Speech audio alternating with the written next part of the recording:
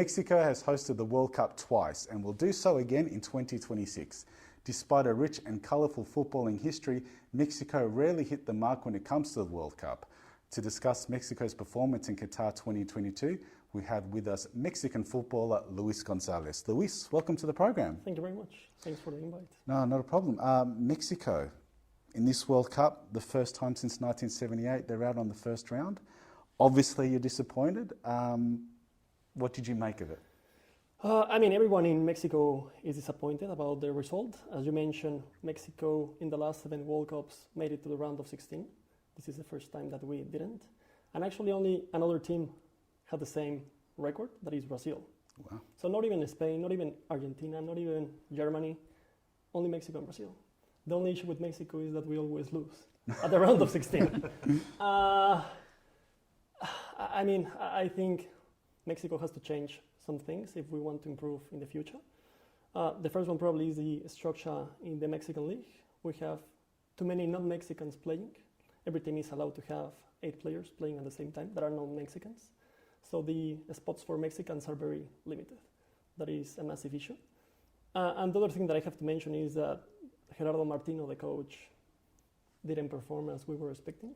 They hired him to give that step that was missing in Mexico history, and at the end he didn't deliver what we expected from him.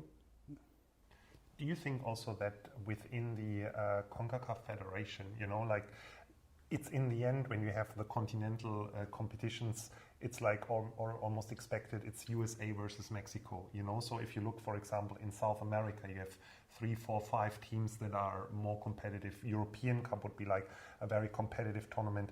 There's not much Mexico can do about it, but do you think that that lack of competition within the federation is also a bit of a challenge? Yeah, it is, 100%. And probably our federation is the weakest, or one of the weakest. Always Asia has been there, maybe Africa in some cases. But we have been the worst in this World Cup. But it's challenging because the continent is huge. So if you want to organize a competition between both federations, it's very complicated. Travel distance is maybe 10 hours. And the other issue is Mexico used to play, for example, Copa Libertadores. Yep. Back in, 10 years ago. But we were not treated fairly, in my opinion. All the money was only for CONMEBOL. The referees were always on their side. So Mexico, that's why decided to stay in CONCACAF. And I think the US and Canada are doing very good things, and they are going to improve and grow in the near future. And you can tell right now, the US have a massive team. Canada didn't perform as expected, but I think in 2026 they will be a very good team. So let's see what happens. But why is that? Because the United States and especially Canada, they're not really traditional footballing countries, but Mexico does have a very good tradition when it comes to football. Yeah. So why is it that it seems like Mexico are regressing, but the United States and Canada are improving all the time? Yeah. Is it discipline? Is it ideology? Is it funding? I think it's a combination of many things. Probably the US, they have the best athletes in the world, and that helps. Yeah. Nowadays, that football has become a very, athletic sport. That helps a lot. The other thing is, I think the Mexican League is like a bubble. So Mexican players get paid a lot of money. They don't want to go to Europe because they don't need to. Something different in the US. At the end, they have salary caps that they have to respect. And in Mexico, we don't have that. For example, in Mexico, they want to sell players in $15, $20 million. That many European teams do not want to pay for that. And the MLS have tried to let all the good footballers to go to Europe as soon as possible. And nowadays, the starting 11 of the US, all of them are playing in top teams in Europe. Mexico, we only have maybe 4 or 5, and that's it. I grew up with Hugo Sanchez, I know, a very big name. Looking back, you also had Rafa Marquez, who is one of the world record holders. I think he played 5 World Cups for Mexico. So do you see on the horizon, it's maybe a bit too early, but any potential for someone that can go into these big footsteps, somebody where you would say, yeah, that might be a leader for our team in 2026? Don't think so. And that is one of the things that concern Mexicans the most. I don't think we have a strong team for 2026. I think the US and Canada will perform better than us. And even now that you say you still have 4 years to build, or maybe 3.5 years, given the fact it's a Winter World Cup, but so you would think that the time will not be enough, so until then? I don't see the quality in our team. Yeah. For example, we have maybe some good prospects. One is Marcelo Flores. He was playing for Arsenal. Now he's on loan in Spain. He's 19 or 20 years old. Midfielder, very good player. Let's see what happens. The other case is Diego Lainez. So he was sold to Betis in Spain, 20 million euros. He was 17 back then, but nothing has happened with him. So we are waiting that these good players will perform and improve, but let's see what happens. It's a shame Mexico didn't make it from the group stages, but there is some good news with Mexico. It's been 92 long years, but we had our first all-female referees hit the pitch, and amongst them is a Mexican girl, Yes. Karen Diaz. How does it make you feel as a Mexican? Are you proud to know that women are stepping up, and for the first time in 92 years, there was all-female referees on the pitch? Yeah, that's amazing. And I mean, these women, he's probably one of the best referees in the Mexican League. So it's well deserved. It's not only because of, we're trying to give a message to the world. It's because she really deserved being there. That's groundbreaking stuff. That's amazing. Yeah, it is. And you were mentioning some of the players earlier, and there have been very good Mexican players like Nery Castillo, for example, Chicharito, and all these sort of players that have sort of been like the next big thing in Mexican football. And they go to Europe, they do okay, but then they come back to Mexico so quickly. Why do you think that, like these really talented players that go to Europe, but they don't solidify themselves over there? I mean, I think Chicharito is a special case because I think he performed better than expected. He's probably not the most talented player, but he scored goals. That is the most important thing for a striker. And I think he did a good career in Europe, playing for Manchester United, Real Madrid, and scoring many goals. So I think Chicharito is a different case. But for the rest, I agree with you. In many cases, they seem to be very good footballers, and at the end, they didn't deliver. I think it's probably the mentality, personality of the players. They are not strong mentally, and they prefer to go back. It is easier, comfort zone maybe, and that is one of the main issues.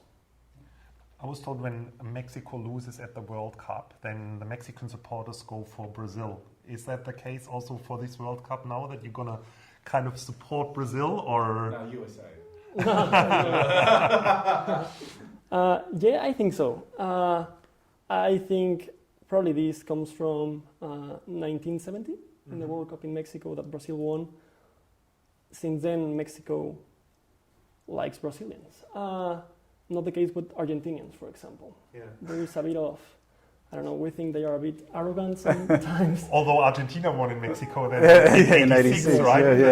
Hand of God. Outstanding Maradona, but interesting, yeah. So yeah, we prefer Brazilians. Fair enough. But and just on yourself, Luis, I mean, you're also quite a good footballer yourself. You used to play for Northcote, now you're at another club, is that right? Yes, correct. Yeah. So yeah, when I came to Australia, I played in Mexico at a professional level. I was in second division. Wow. But I stopped when I was 19. I couldn't make it to the first division, and that's why I decided to focus on my professional career. So I stopped playing football for 5 years until I came to Australia to study a master's, and I joined Melbourne Uni Soccer Club. I had a good year, everything was fine, and I signed for Northcote City 1 year later. That is NPL 2. But yeah, I'm getting older. We all are. Some injuries, and that's why I decided to drop a little bit. Hopefully I can have a full season this year. Okay, and who did you play for in Mexico? I was in many teams. Okay. But yeah, my career was mostly Club America. Oh, wow. That's a Yes. huge club in Mexico. And I was in the under-20s over there. Wow. That is the closest you can get to the first division in Mexico. the way the league is structured. So it's basically under 17s, under 20s, and then first division. So yeah, I was close, but I couldn't make it. That's amazing, because I'm a big fan of Mexican football. Oh, really? I quite like it. I highly recommend go and watch Mexican football because it's so exciting. And one of my favorite clubs is Los Tecos. Okay. I know. I was like, see that reaction? Yeah, okay. But they're in like the third or fourth division right now. They almost disappeared 3 years ago. Yeah, they're playing like caca. That's what we like to say. They're playing badly. But but I love Los Tecos. May God paralyze me if I would ever change clubs. Okay, so thank you very much for joining us, Luis. Good luck to you and good luck to Mexico in the next World Cup. Thank you very much. Thank you. It was a pleasure. Not a problem. We just have to take a quick break, but first here's some words of wisdom from our friend, Brian Yap. You all know that Windsor makes quality footballs, like the Trueborn football, and the Max Elite, and the Envision Blue, and the Envision Grey.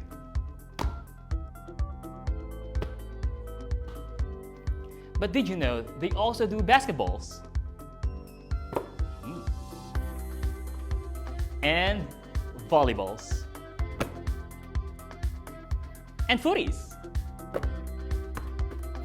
I failed it. They have the best sporting goods at the best price. Buy in bulk and save money. When you think of quality, think of Windsor.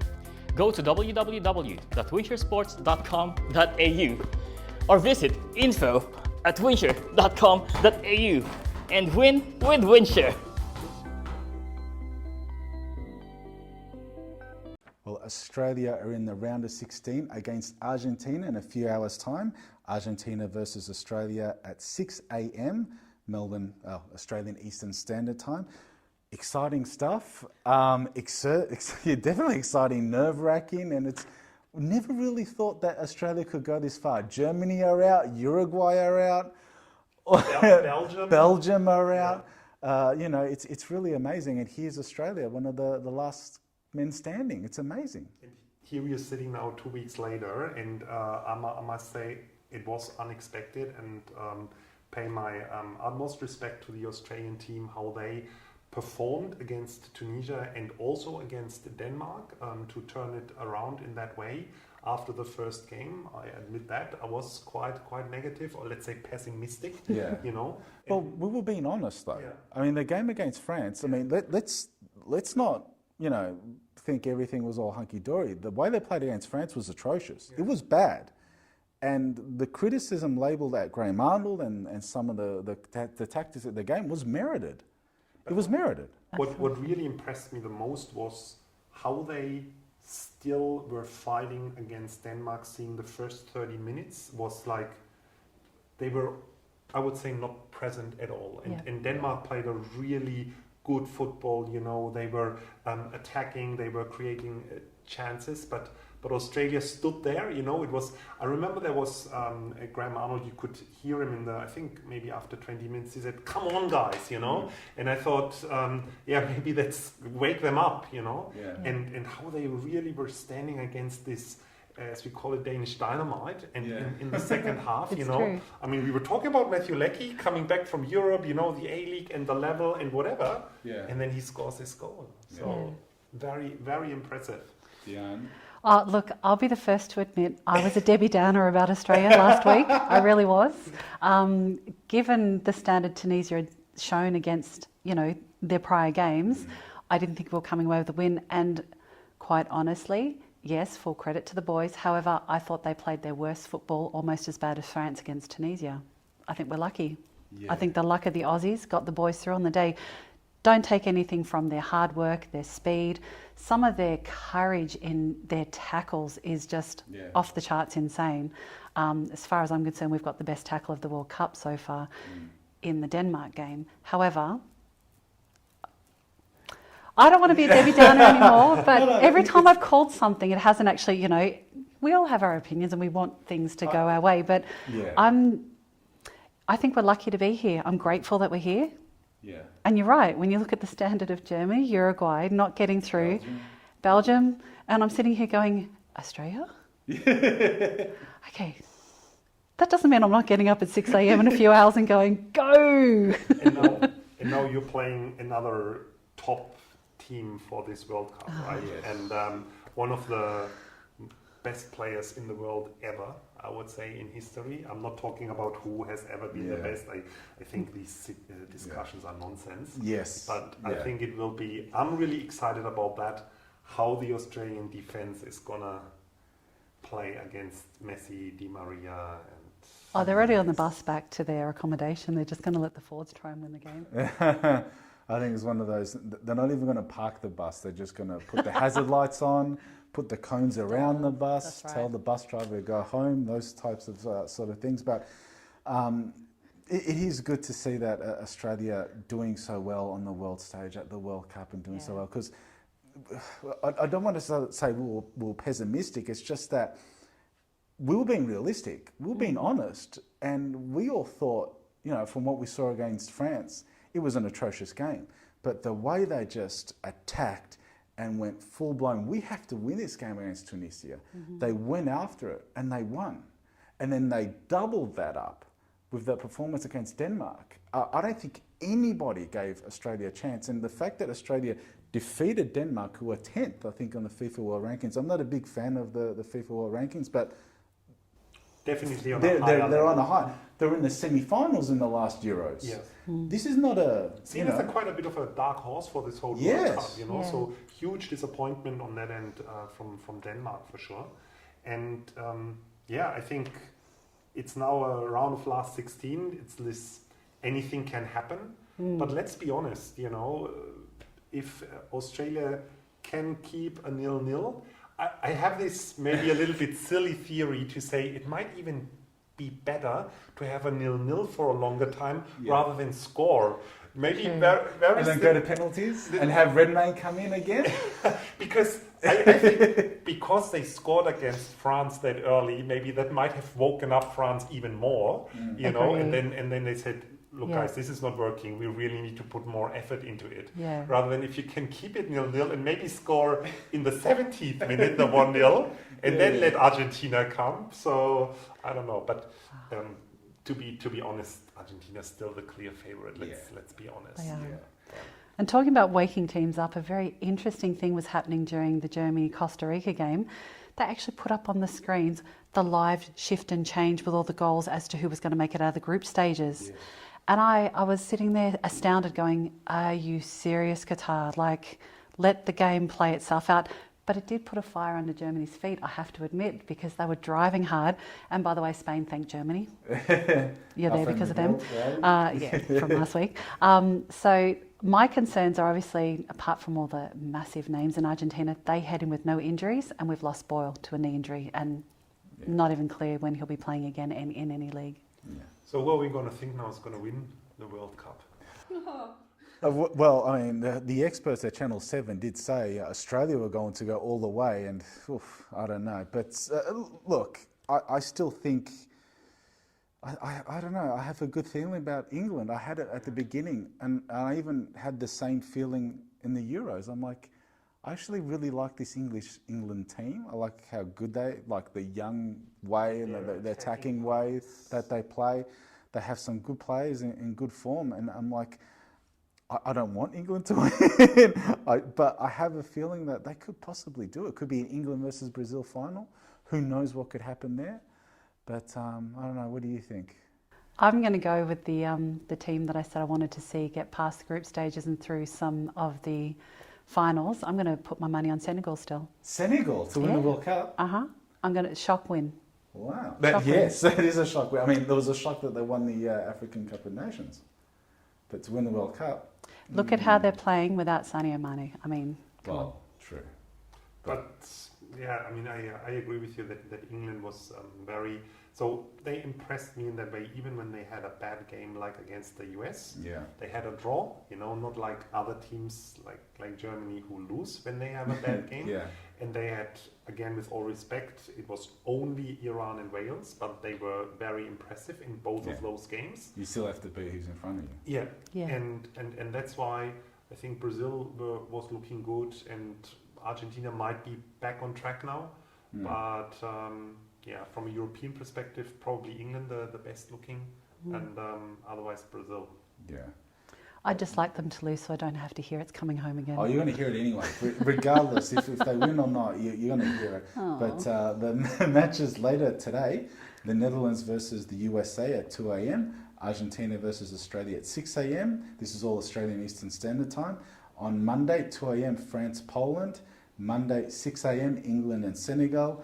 Then we have Tuesday at 2 a.m, Japan-Croatia.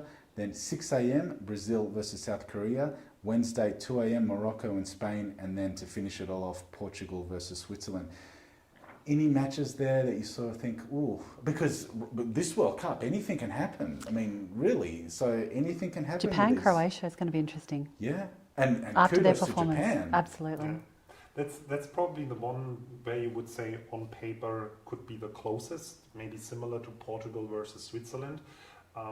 Otherwise, the other 6 games have a clear favorite in my opinion. So Brazil, Argentina, England, the Netherlands. Again, with all respect to all the other countries.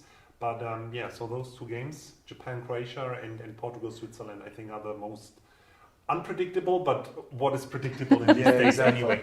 True. And our friend from the Spanish group, Miguel, he did say the Morocco-Spain is a bit toey about that one. And Morocco they haven't been playing too badly. They've actually been playing all right. So well, every team that is there deserves it. Let's be honest, that's the good thing. So I think there is not one single team where you would say, oh, they were just lucky, so they deserve it to be in the round of the last 16.